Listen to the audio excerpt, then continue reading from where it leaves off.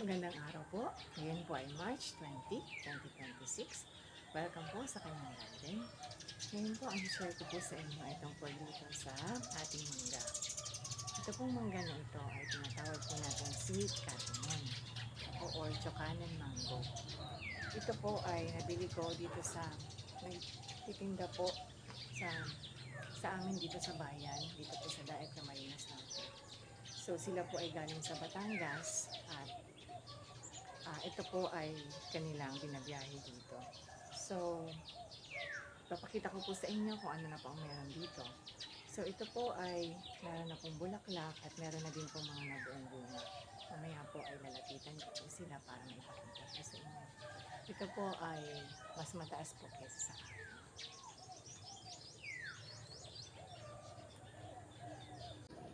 Narito po yung ating chokanan mango or sweet catamon. So, tingnan po natin na mas malapit. So, ayan po. Meron na po siyang mga fruitlets. Ayan po. Ayan. Meron na po siyang maliliit na mga bunga. Ayan. Ayan po. So, meron pa po siya dito. Ito po ay merong isa.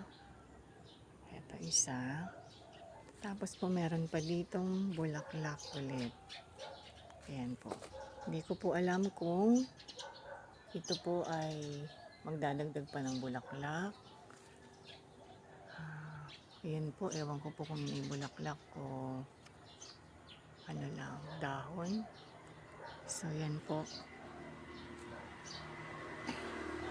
Ito po yung kanyang pot.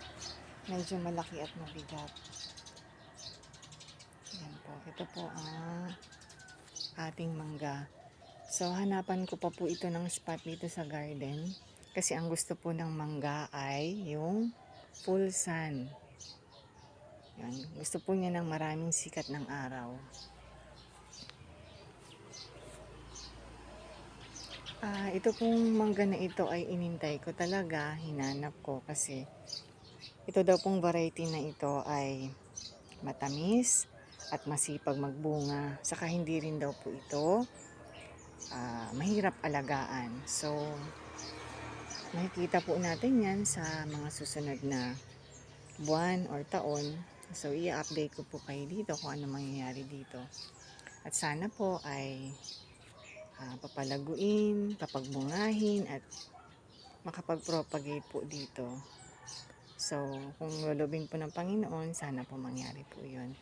At ako po ay mag-update. Sa ngayon po, yun lamang po. Marami pong salamat po and God bless po.